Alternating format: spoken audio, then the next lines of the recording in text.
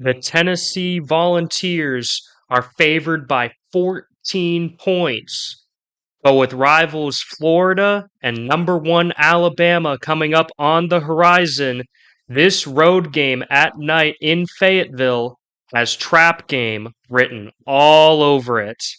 Hello, everybody. You're listening to the College Sports Superfan, and we've got another great matchup to get into today as I'm talking about number 4 Tennessee on the road against Arkansas. This game is at night. It's the ABC primetime nighttime game of the week. So this is going to be an epic matchup here. And I'm just saying, we've seen times in the past where Tennessee's been riding really high in the top 5, and they've gone on the road at night against a team, South Carolina 2022, and lost badly. So we've seen things like that happen, and this Arkansas team can be explosive. So I'm not really buying the 14-point spread. I think this could definitely be a close and fantastic game. Let's get into why. So, first off, I just want to say both teams have serious issues with penalties.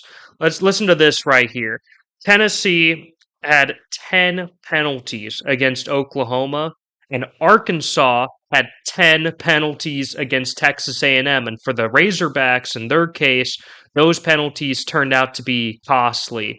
For Tennessee, fortunately, in most of their games for them, they've been dominating by so much in a lot of their previous games before Oklahoma that those penalties really didn't matter too much. Well, against the Sooners, once they took out Jackson Arnold, who was turning the ball over like crazy, and put in the freshman Michael Hawkins, who I was extremely impressed with, and I was impressed with him in their victory against Auburn as well this past weekend. I think he can make the Red River rivalry coming up soon a lot more interesting thanks to his creative play.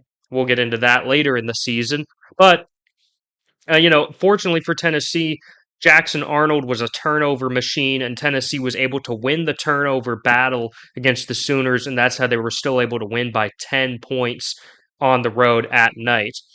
But in this game, Arkansas has been committing a lot of mistakes, a lot of penalties. But the thing is, they haven't been, too solid in not turning the ball over as well. First, let's talk about Tennessee's team. They're averaging 54 points per game, even with the only 25 points they've scored on the road against Oklahoma. So they've just been dominant offensively. But again, they haven't played the best competition before that Sooners team. Nico, a freshman phenom at quarterback, has been amazing. He's been just as good, if not better, than advertised. 69% completion percentage for 892 yards and 7 touchdowns. However, he did turn the ball over multiple times against Oklahoma for the first time. So he was able to bounce back and respond to that adversity well, but you just wonder, he is still a freshman quarterback, so those things are going to be more expected now that they head further into SEC play. But the running back, Dylan Sampson, in my opinion, has been the best running back in the entire country. There's a lot of elite running backs, but Sampson has 449 yards, which is a 6.5 yards per carry average, with 10 touchdowns. 10. Yeah, I think he had 8 heading into the Oklahoma game. He's just been an absolute beast in the backfield. And then at wide receiver, Tennessee has a lot of options. They've really been spreading the ball around pretty evenly. If you wanted to say a top wide receiver on the team, I guess it would be Dante Thornton, who has 242 yards and 3 touchdowns, but he's only got like 7 catches. So it's really been spread around quite a bit, but Thornton has definitely been the consistent big play receiver for sure. On defense, Tennessee's defense under Josh Heupel has gotten a lot better with his current defensive staff. Josh Josephs on the defensive line has 9 tackles, 2 fumble recoveries. At linebacker, Keenan Peely has 14 tackles, and Arian Carter has 15 tackles. Jermod McCoy, who they brought in the secondary. And again, the secondary heading into this season was the big question mark because it wasn't all that great last year. And then Tennessee lost a couple of key players in the secondary. One of them went to Arkansas, who we're about to talk about in just a little bit. But they were able to utilize the transfer portal, brought in Jermod McCoy from Oregon State, 8 tackles and an interception, and Jacoby Thomas from Middle Tennessee State. He has 11 tackles and a fumble.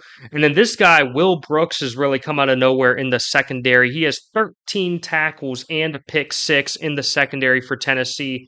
So that has been a pleasant surprise for the Volunteers. One thing that's been kind of shocking, I will say, about their defense is James Pierce, who is expected to be one of the top 5 best players in the country, really has not been much of a factor so far this season. So we'll have to see if he finally gets hot against the Razorbacks.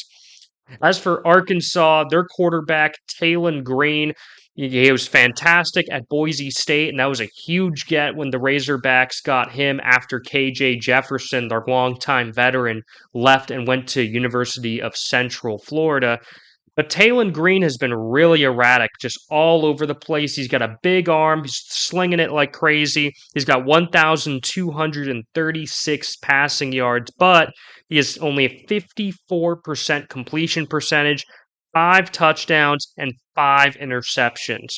On the ground, he's got 331 yards with 4 rushing touchdowns, but he's fumbled the ball 5 times, and 2 of those times they actually lost the ball. So fortunately for them, 3 of the times they fell back on it, but 2 of them were lost fumbles. So he's almost kind of been like a hot mess. He's been turning the ball over like crazy, but yet he's also got all this talent. So he's definitely a wild card player, if there is one for sure. But running back Jaquindon Jackson has been a superstar for this Arkansas team. So just like how Dylan Sampson has been amazing for Tennessee, Jaquindon Jackson has 509 yards. That's nearly 6.5 yards per carry, plus 9 touchdowns with only 1 fumble. So Jaquindon Jackson has been amazing. And then for Arkansas, they've really been spreading the ball around amongst their receivers as well. If you wanted to say a main receiver, it would be Andrew Armstrong, who has 420 receiving yards on the season, but no touchdowns. And then a couple other good receivers are Isaiah Satania, who's a local guy, and then Luke Haas at tight end is pretty good. But overall, they've been spreading it around to all the different receivers. And then on defense, Arkansas's defense has some serious playmakers. Landon Jackson has 18 tackles and Eric Gregory has 13 tackles along the defensive line. At linebacker, they've got a couple of serious superstars here. Xavier Sorey Jr. has 32 tackles, and Steven Dix Jr. has 19 tackles and a fumble recovery, and Brad Spence adds on 19 tackles. So there's a lot of tackling machines, but Xavier Sorey especially is a superstar in the middle of the defense. And then in the secondary, Arkansas has been giving up a lot of passing yards, but their players are making the tackles when they're in position. Listen to this. Former Volunteer Danico Slaughter, see, I told you we'd get into it. Danico Slaughter has 25 tackles and an interception, so he's doing well in his new home. And Jaden Johnson has 22 tackles and an interception. But this guy right here, TJ Metcalf, he is the big time star on defense for Arkansas, besides Xavier Sorey. TJ Metcalf has 28 tackles and 3 interceptions. He has just been a beast. So Nico has to make sure not to throw his way in this game because he has been a superstar. So let's get into the history of this matchup, and then we'll talk about my prediction for what I think is going to happen in this nighttime primetime game in Fayetteville, which is just going to be rocking. Tennessee leads the all-time series 13-6, but Arkansas has won the last 3 matchups, and they last met in 2020. So they first met in 1907 in Memphis, which was a 14-2 Tennessee victory.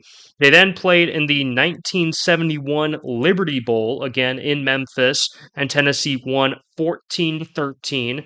And then they played in the 1990 Cotton Bowl, right before Arkansas and South Carolina both became members of the SEC, and Tennessee won that Cotton Bowl 31-27.